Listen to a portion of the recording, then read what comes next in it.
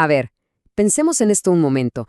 ¿Qué pasa cuando la fe, la oración, todo el esfuerzo espiritual parece que no es suficiente para sanar las heridas más profundas? Bueno, esta es justo la pregunta que el pastor David Seamands se tuvo que hacer y que lo llevó a un descubrimiento que lo cambió todo. Y es que esta fue la pregunta que de verdad desconcertó a David Seamands. Como pastor, se dio cuenta de que algo no estaba funcionando para algunas personas de su comunidad. Y ese dilema, esa frustración, fue lo que lo empujó a buscar una respuesta completamente nueva. Bien, para entender todo esto, empecemos por el principio, la observación que lo inició todo.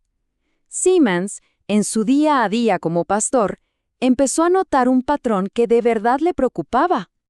Descubrió que había un grupo de gente muy devota, muy sincera en sus prácticas espirituales, que simplemente no mejoraba.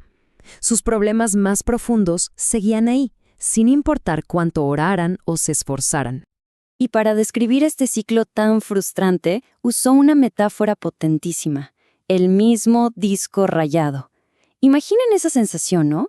La de estar atrapado en el mismo lugar, repitiendo las mismas derrotas, a pesar de tener una fe genuina. Esta observación lo llevó a identificar que la gente tomaba dos caminos distintos, y ambos eran muy dañinos. Vamos a ver el primero. El primer camino era, pues, el de la desilusión. Personas que, al ver que sus oraciones no parecían tener respuesta, empezaban a perder la fe, a alejarse, a sentir que Dios simplemente no estaba ahí para ellas. Pero ojo, había otro camino, uno que quizá era hasta más peligroso, porque era mucho menos visible. Era el camino de la negación. Y aquí se ve clarísimo el contraste. Mientras un grupo se alejaba de la fe, se hacía visible su crisis, el otro grupo hacía todo lo contrario. Se escondía detrás de la fe. Usaba la piedad como una máscara. Y esto es clave para entender cómo funciona la negación. El lenguaje de la fe, los versículos, los términos teológicos, se convertían en un escudo para no enfrentar el dolor. Todo esto basado en la idea, muy equivocada, de que una persona de fe no debería tener ese tipo de problemas. Pero claro, el problema es que esos problemas enterrados no desaparecen.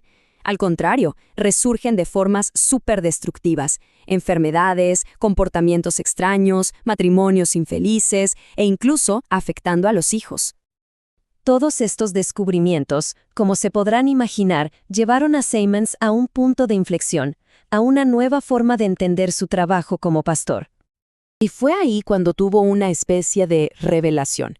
Comprendió que las herramientas de siempre, las formas comunes de ministerio como la predicación o la oración, aunque valiosas, simplemente no eran suficientes para sanar estas heridas tan específicas y profundas. Así que su viaje siguió 3 pasos muy claros. Primero, la observación del problema. Segundo, la revelación, esa nueva perspectiva. Y tercero, la acción, crear una solución real. Entonces, la gran pregunta es, ¿cómo era este nuevo ministerio? ¿Qué fue lo que hizo diferente? ¿Y cuál fue su impacto? 20 años. No es poca cosa, ¿eh?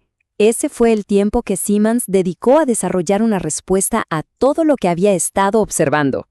Y la respuesta fue lo que él llamó un ministerio de cuidado especial. O sea, un enfoque súper específico diseñado para ir a la raíz de estas luchas, los traumas emocionales y las heridas de la infancia. ¿Y los resultados? Bueno, fueron transformadores. Existen innumerables testimonios de personas que pasaron de sentirse completamente derrotadas a experimentar una libertad y una sanación que nunca creyeron posible. Por eso mismo escribió su libro. Quería que este camino hacia la sanación fuera accesible para todo el mundo. Compartir estas historias para dar esperanza y, sobre todo, para que la gente pudiera entender cómo se pueden sanar estas heridas.